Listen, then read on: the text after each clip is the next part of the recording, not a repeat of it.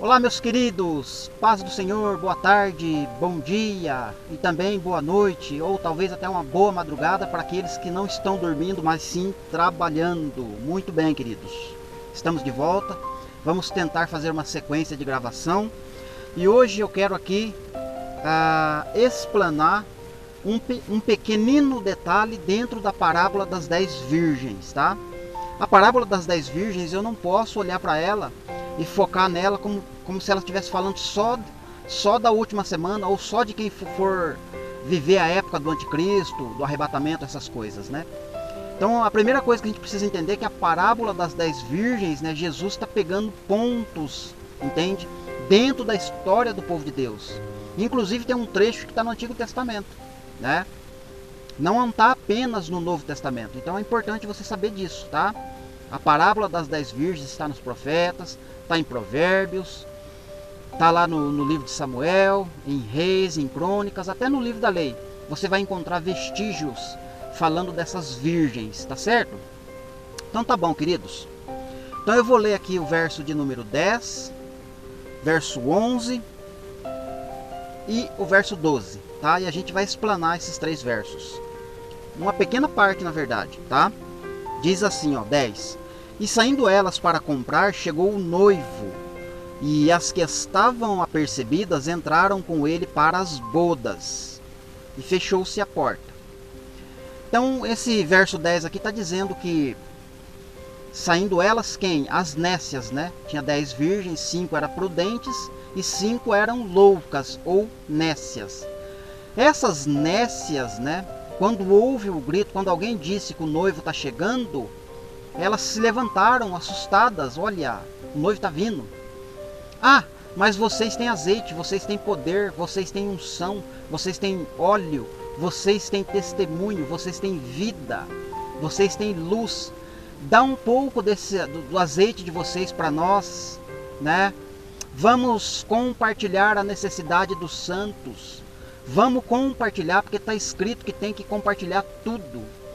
Só que o detalhe, né, nesse contexto da parábola, Jesus está enfatizando o quê?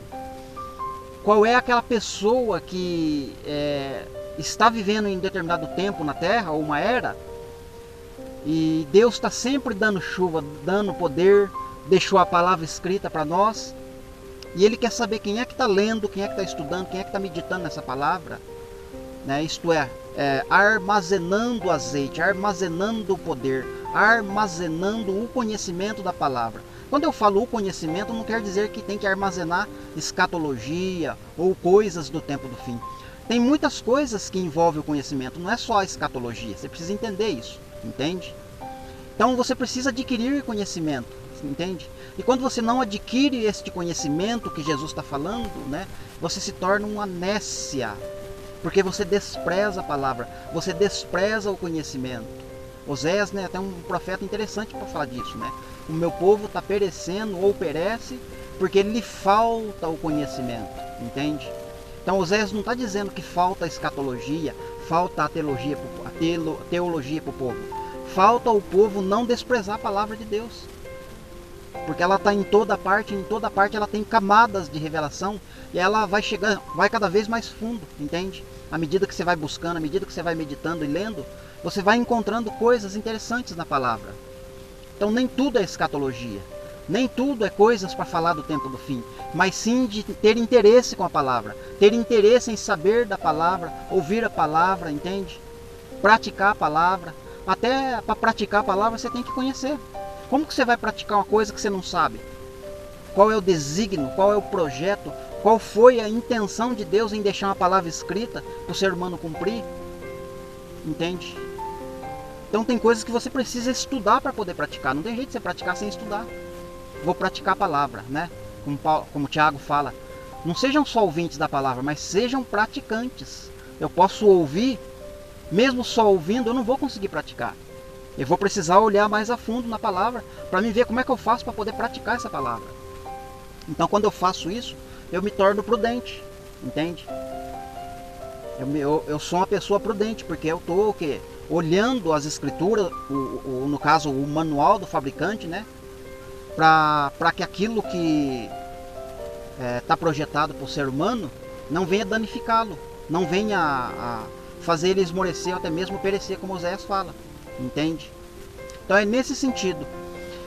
Então essas nécias procuraram as outras que tinham armazenado conhecimento, armazenado palavra, luz, testemunho.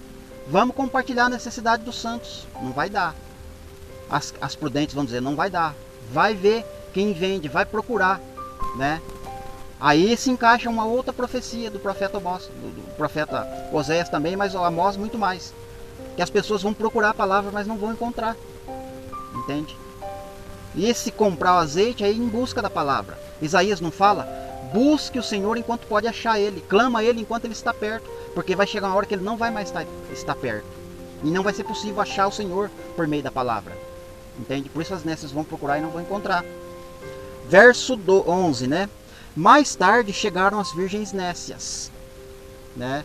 Clamando, Senhor, Senhor, abre-nos a porta, né? Abre a porta, Senhor. Verso 12, mas ele respondeu, em verdade eu vos digo que eu não vos conheço. Então veja só, esse mais tarde que as nécias chegaram, não pode ser, por exemplo, na hora do arrebatamento da igreja, quando Jesus estiver vindo, ou na sua segunda vinda gloriosa, por exemplo. Não tem como, porque se são nécias, elas não podem ressuscitar junto com a igreja. E nem depois, porque se elas ressuscitarem depois e dialogar com Jesus, significa que ímpios estão ressuscitando junto com a ressurreição dos santos.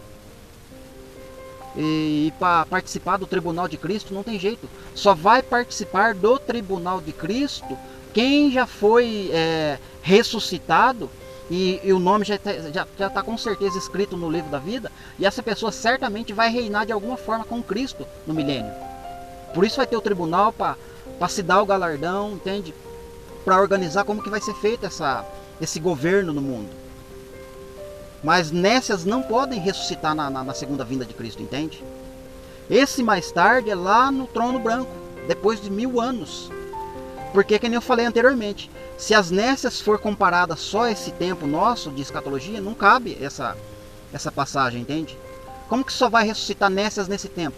Quer dizer que quem viveu há 100 anos atrás, não buscou palavra, não conheceu a palavra, né? Pereceu, como Oséias falou, porque não buscou conhecimento. Desprezou palavra. Como que essa pessoa vai ser julgada? Entende? Essa nécia que viveu 100 anos atrás. Ou a nécia que viveu 1000 anos antes de mim. Como que ela vai ressuscitar junto com a igreja na segunda vinda? Não pode. Ela só vai ressuscitar lá no trono branco, entende? Depois de 1000 anos. Porque tem que ressuscitar todas as nécias do Novo Testamento, mas também tem nécias no Antigo Testamento para serem ressuscitadas. Você percebe?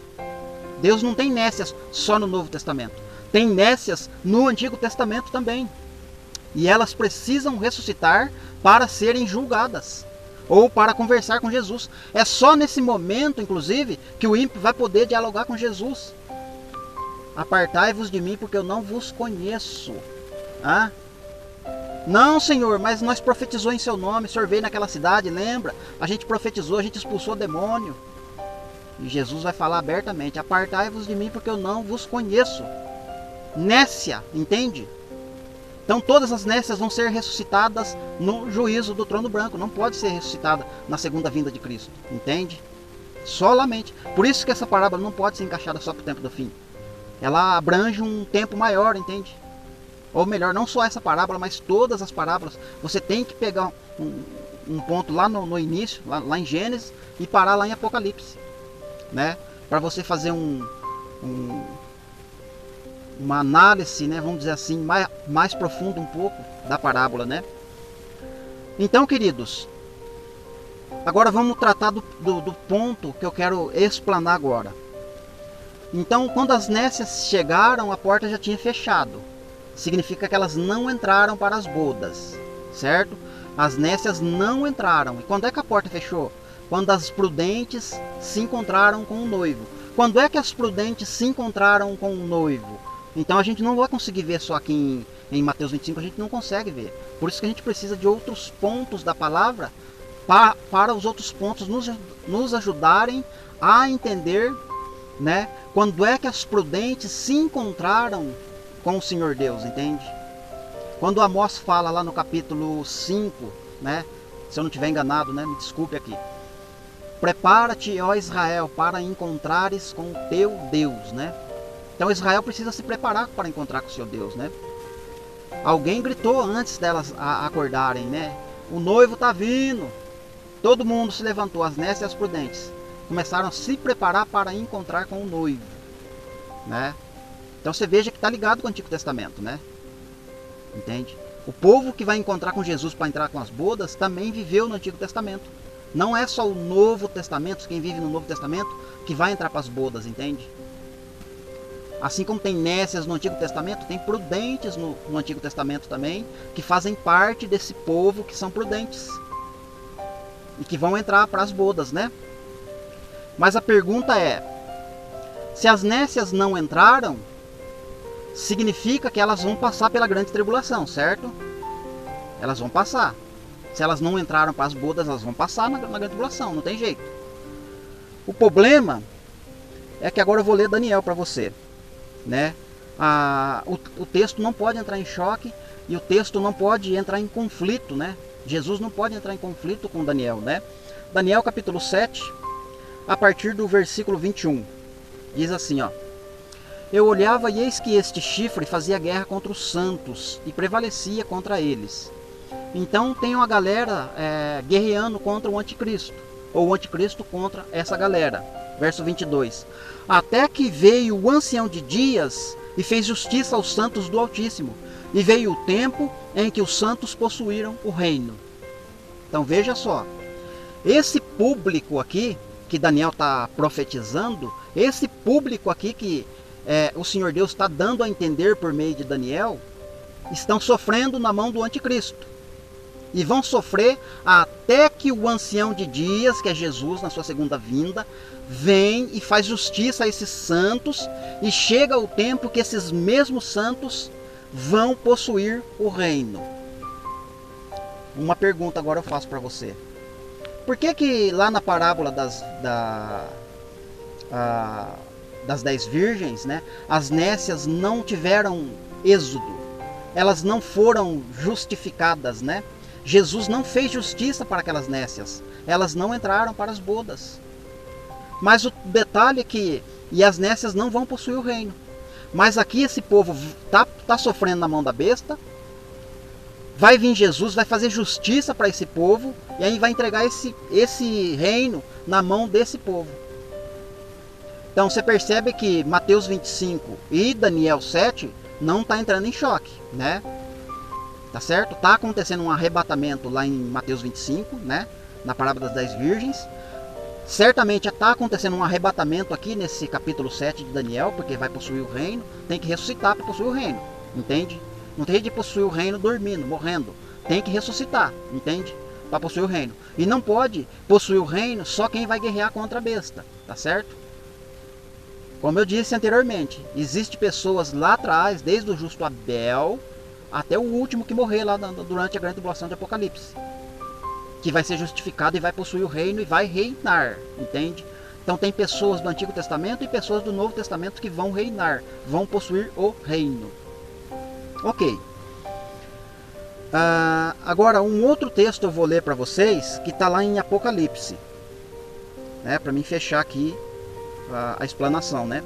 Apocalipse 11, eu vou ler a partir do verso 15, que vai dizer assim, ó: O sétimo anjo tocou a trombeta e houve vozes no céu, dizendo: O reino do mundo se tornou de nosso Senhor e do seu Cristo, e ele reinará pelos séculos dos séculos. Então Jesus só pode reinar a partir do toque da sétima trombeta, tá certo? Enquanto não tocar a sétima trombeta, os santos não podem reinar, né? O reino não pode ser inaugurado sem o toque da última trombeta, que é a sétima, tá certo? Verso 16: E os 24 anciãos que se encontram assentados no seu trono diante de Deus, prostraram-se sobre o seu rosto e adoraram a Deus. Verso 17: Dizendo: Graças te damos, Senhor Deus Todo-Poderoso, que és e que era, porque assumiste o seu grande poder e passaste a reinar. Uma frase importante. Lá no capítulo 1 e no capítulo 4 vai aparecer: Tu que eras, que és e que há de vir. no início dos primeiros capítulos, Jesus ainda não veio. Tu é aquele que és, que eras e que há de vir. Mas aqui na sétima trombeta está dizendo, tu que eras e que és, não tem mais há de que vir, porque agora ele já veio, já está, já passou a reinar. Percebe a conexão? Percebe que eu não posso ignorar nenhuma frasezinha, nenhuma letrazinha? Entende? Antes da sétima trombeta, tu és aquele que eras, tu és aquele que é, e tu és aqueles que há de vir ainda, porque não veio. Mas depois que tocou a sétima trombeta, tu és aquele que és, e tu és aquele que eras. Não mais há de vir, porque aquele já veio, e passaste a reinar. Verso 18. Na verdade, as nações se enfureceram, e chegou, porém, o tempo da sua ira. Então a ira de Deus só pode vir depois da sétima trombeta. Antes da sétima trombeta não tem ira de Deus para ninguém. Entende? A ira de Deus só pode ser derramada depois da sétima trombeta, porque todos os santos têm que ser ressuscitados, entende? Desde o justo Abel até o último, entende? Ressuscitou todo mundo, agora eu vou cumprir a minha vingança. Deus não fala que a vingança é dele, agora eu vou cumprir a minha vingança através de vocês. Agora a minha ira vai ser derramada em cima de todos aqueles que perseguiram vocês, todos vocês que foram injustiçados, eu vou vingar através de vocês, vou dar poder, vou glorificar vocês, entende? E todo mundo junto vai se vingar da besta, todo mundo ressuscitado, entende? Percebe? Então por isso que a ira de Deus não vem antes da ressurreição dos santos, entende? Então antes da ressurreição dos santos tem a ira do diabo, a ira do anticristo em cima dos santos. Ele persegue os santos, porque na metade da semana ele é expulso do céu, é jogado para a terra, e ele fica furioso porque ele tem pouco tempo para agir. E nessa fúria ele vai causar ira, ele vai causar dano na terra, vai ficar muito irado. É essa ira que Paulo vai falar em Romanos 5. Nós, os santos, os cristãos, não estamos destinados para a ira do anticristo. A frase anticristo ele não fala ali, mas se você pegar o contexto da carta, você vai observar, você vai entender que ele está falando do anticristo. Nós não somos destinados para a ira do anticristo, né? Eu estou parafraseando aqui para você entender. Enfureceram-se as nações, chegou o tempo da sua ira e o tempo determinado de serem julgados os mortos, né? Tempo determinado, não quer dizer que os mortos vão ser julgados a partir do momento que ele chega, mas chegou o tempo deles serem julgados, né? É nessa nova era, a partir do milênio inaugurado, em algum momento dentro desse milênio eles vão ser julgados, é nesse sentido, não imediatamente, entende? Porque na verdade os mortos são julgados no momento do toque da sétima trombeta, os santos, né? Quem ressuscita porque já foi julgado, entende? Já teve um julgamento, né? O nome já foi escrito no livro da vida, só vai ficar esperando agora o galardão, né? Tamanho que vai ser só o galardão, a sua recompensa segundo as suas obras, né? Mas no sentido de julgar os mortos, né? Porque ele já veio, aí implica o milênio todo, né? E para se dar galardão aos teus servos, os santos e os profetas, os santos e todos, tanto os pequeno e grande, aos que temem o seu nome, e também para destruíres aqueles que destroem a terra. Então percebe que esse texto de Apocalipse, né, está em linha com Daniel 7, não entra em choque com Mateus 25, né, se você respeitar os acontecimentos, né, não atropelar. Mas agora, se você disser, olha, mas eu acredito que a igreja não vai passar pela grande tribulação, e eu acredito que a igreja vai ser arrebatada 7 anos antes da grande tribulação, né? O detalhe é que se a igreja for arrebatada antes, a porta se fecha. Lembra que a gente leu lá no início? As que estavam apercebidas foram arrebatadas porque entraram com as bodas e fechou-se a porta. Se a porta se fechou, ela não pode se abrir mais. Aí quem vai passar na grande tribulação, que são as nécias e o povo que Daniel está lá, né? Daniel 7, não vão poder ressuscitar na sétima trombeta, que vai acontecer depois, né? Porque a porta está fechada, não vai entrar mais ninguém, entende? Fechou a porta. Eles vão bater, mas vai para longe de mim que eu não conheço vocês, né? Aí o povo que Daniel profetizou está sendo injustiçado, não vão entrar. O povo de Apocalipse, né, que ressuscitou, teme o nome de Deus, né? Profetas e tal. Toda aquela galera também não vai entrar. Por quê? Porque o arrebatamento já aconteceu, a porta está fechada, eles não vão poder entrar. Não tem nenhum versículo escrito dentro da Bíblia Sagrada que vai te dizer que a porta da graça vai se fechar num momento e depois ela vai abrir de novo para entrar uma outra galera. Não existe isso, entende? Então isso é distorção. É uma estupidez muito grande, inclusive, né? Falar que vai ter uma chance para quem ficar do arrebatamento é uma estupidez sem fim, né? Desculpa a expressão, né? Mas é estúpido, não tem jeito. Se a porta está fechada, como que a pessoa vai entrar? Onde que você vai encontrar uma base bíblica para dizer que a porta vai abrir de novo para aqueles que ficaram? Porque o Apocalipse 7 vai mostrar, né? Os santos, né, que vieram da grande tribulação tiveram suas vestes lavadas no sangue do Cordeiro, razão porque se acham em pé diante do trono de Deus de dia e de noite e o servem, né? Quer dizer, aquele povo que passou pela grande tribulação, como é que eles entraram lá, né? Como que eles entraram diante do trono de Deus? Como que eles estão lá, né? Se Mateus 25 está falando que a porta fechou.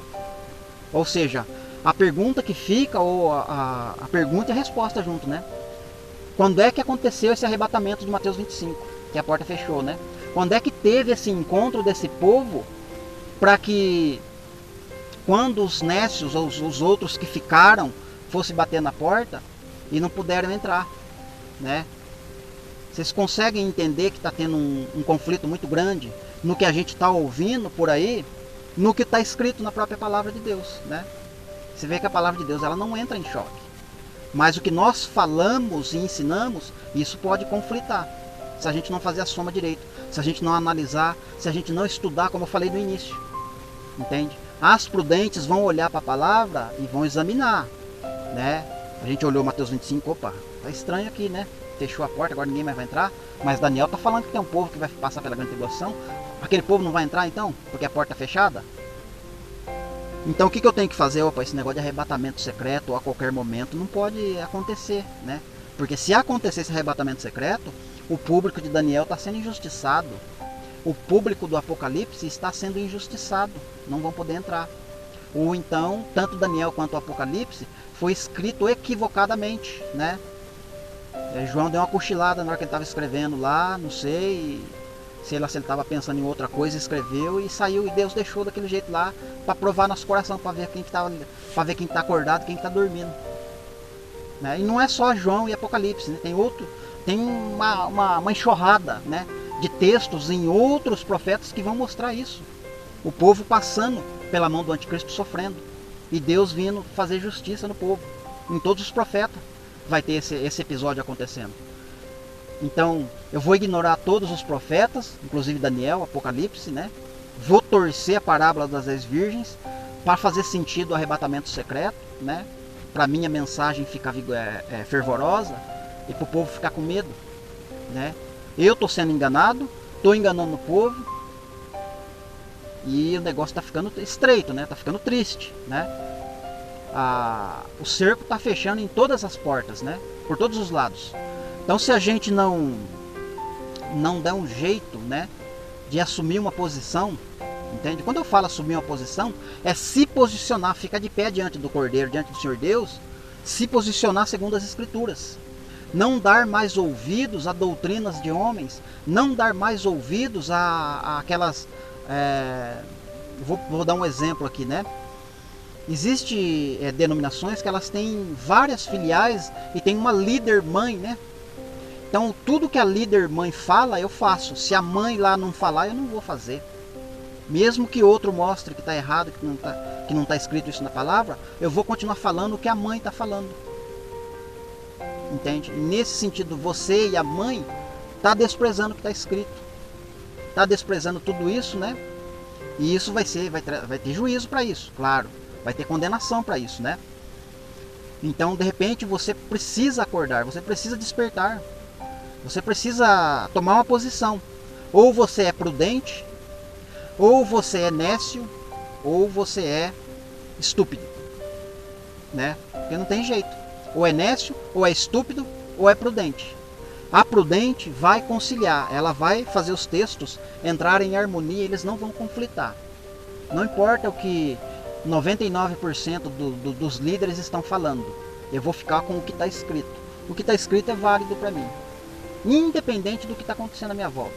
Está tendo guerra aqui, acolá, o presidente está fazendo isso, o fulano está fazendo aquilo outro, Mas a Bíblia está falando isso, entende? Então o meu mapa, o meu guia, a minha instrução sempre tem que ser a palavra. E não o que está acontecendo à minha volta. Entende? Então se você quer ser prudente, você vai ter que seguir o manual, né? E esquecer o que está em volta. E isso é difícil, né? É quase que você está se auto-isolando, né? Você vai ficar isolado, né? Se você for aplicar o que está escrito, trazer para você e pregar isso, né? Certamente você vai ficar isolado, né? Com certeza. Tá certo? Mas é a coisa certa a fazer, né? E Deus vai te dar graça, Deus vai te dar sabedoria, e Deus vai te guiar, vai te abençoar grandemente, né? E naquele dia você não vai ser condenado com os demais. Amém, meus queridos? Então que Deus abençoe vocês, um forte abraço. Se Deus permitir, a gente continua gravando, tá? Não esqueça de pegar esses 3 textos pelo menos, né? E fazer eles entrarem em harmonia, entende? Ó, o arrebatamento está aqui e a grande tribulação está ali, né? A única coisa que vai entrar em choque é a questão da identidade, né? Porque infelizmente as pessoas vão separar, né? Israel é uma coisa, a igreja é outra, né? Então quando existe essa separação na mente, porque a Bíblia não faz isso, né? Quando existe essa separação na mente das pessoas, certamente vai ter confusão nos ensinos, nas pregações, né? Mas se você no coração aceitar o que Deus está falando e que não tem separação, né? Você vai ter o seu caminho iluminado e você vai ser muito abençoado. Tá certo, queridos? Então é isso aí. Deus abençoe e até o próximo vídeo, permitindo Deus.